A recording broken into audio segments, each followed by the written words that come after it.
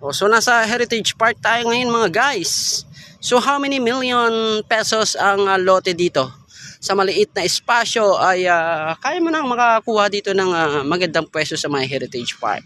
Kaso nga lang syempre millions of pesos.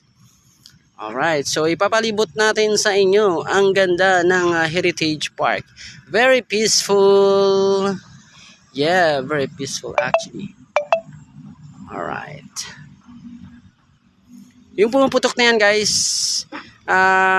yung naririnig yung mga putok na yan, baril yan, no? Dahil doon sa, ito ay katabi lang ito ng Philippine Army headquarters. That's why may maririnig talaga kayo kapag andito kasi Heritage Park. Maririnig nyo talaga ang tunog ng mga putukan ng baril dahil sila dyan ay nagpa-practice ng shooting. Alright. So, kung hindi pa kayo nakapunta sa may Heritage Park, well, ito yung itsura niya. So, itong spasyo na to ay looks like 20 meters lang ito. 20 meters square lang ito. Tansya ko ha, guys. Ayan, 20 meters square lang yan. Or rather, 25 square meter. O how many million na yan, guys. Diba? So, baka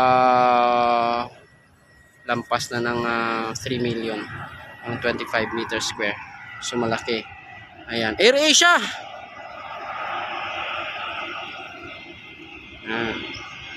So kapag ka nandito kayo sa may Heritage Park, makikita nyo talaga ang positioning ng eroplano.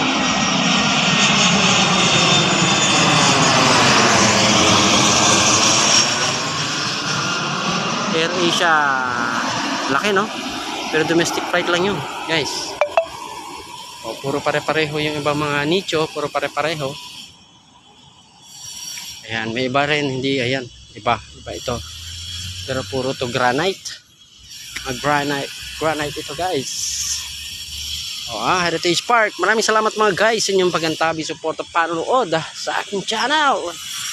So kung kayo naman ay hindi nakapagsilip dito sa may Heritage Park, ayan, meron din naman guys so nandito nakabaon siya. Pero yung iba nakauwang siya kasi ito nakalubog naman yun. Okay? So kanya-kanyang design. Kung anong gusto mong design, alright?